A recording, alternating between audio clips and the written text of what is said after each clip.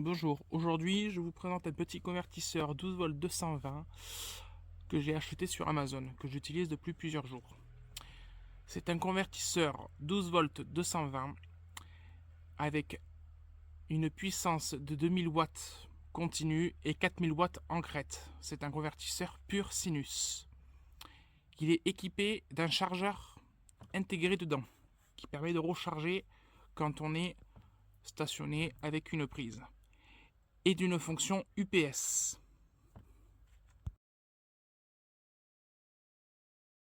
Son poids est de 5,5 kg et ses dimensions sont de 360 mm par 190 mm par 140 mm.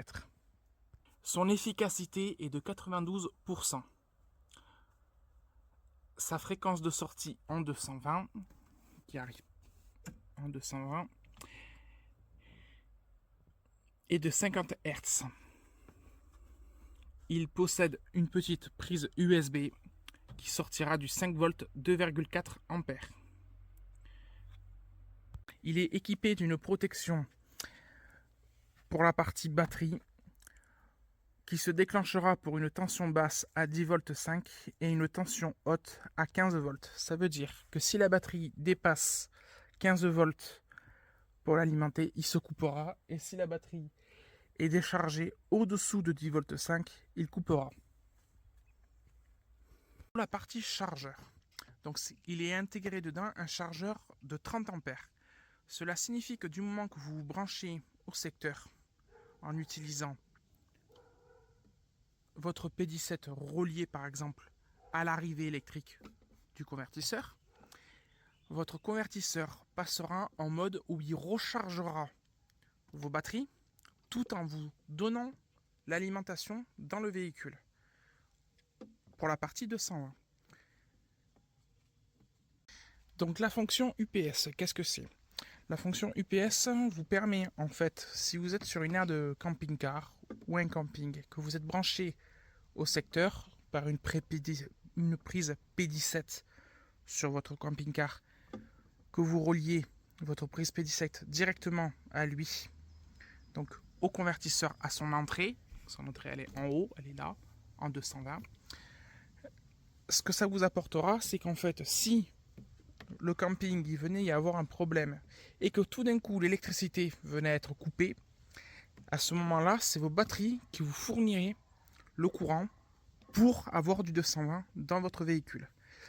Pour cela, il y aura un temps entre le moment où il n'y aura plus d'électricité qui lui arrivera en 220 à lui et le moment où les batteries prendront le relais par le biais de ce convertisseur pour vous donner le 220 qui est de 20 millisecondes. Donc attention, quand le réseau extérieur va couper et que le convertisseur va prendre le relais par le biais des batteries, les 20 millisecondes, ça va vous correspondre, si vous utilisez une clim par exemple, une clim en 220, et bien vous allez avoir la clim qui va arrêter la partie compresseur de la clim pendant quelques secondes pour après la redémarrer. C'est normal. 20 millisecondes, la clim le détecte. Ça serait 1 milliseconde, ça irait, la clim le détecterait par 20 millisecondes, la clim le détectera. Par contre, tout le reste de vos appareils, que ça soit un PC, que ça soit un écran, que ça soit une machine à laver, cela il le détectera pas. Il n'y aura rien, il n'y aura pas d'anomalie. J'ai un lave-vaisselle qui tourne dessus, un lave-linge qui tourne dessus. Je n'ai jamais eu de problème. Voilà. Je suis très très content de ce modèle-là à comparer à d'autres modèles que j'ai pu tester où ça a été décevant. Voilà. Ce que j'aime beaucoup sur ce modèle-là, c'est vraiment sa fonction qui permet de pouvoir utiliser le rechargement par le 220 et la fonction UPS.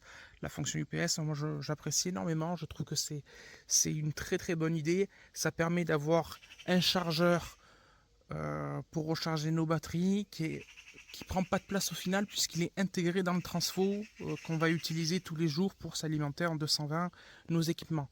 Voilà. Aussi, j'ai oublié d'en parler, mais j'utilise une plaque à induction pour cuire mes aliments et j'ai pas de souci avec. Il me fournit pleinement. 2000 watts, c'est largement suffisant. Par contre, attention, 2000 watts sur du 12 volts, ça fait un ampérage élevé. Hein. On peut monter jusqu'à 150 ampères en ampérage. Donc ça fait un gros tempérage, donc il faut que vos batteries soient capables. C'est pour ça que bon, moi personnellement, je suis parti sur plusieurs petites batteries de 100 ampères que j'ai mis en parallèle pour avoir un ampérage qui est très faible sur chaque batterie et avoir la possibilité de tirer beaucoup plus de capacité. Mais bon, ça sera une vidéo à part si ça vous intéresse. Voilà. Si vous avez des questions sur cet appareil, vous pouvez les mettre en commentaire, je me ferai un plaisir d'y répondre.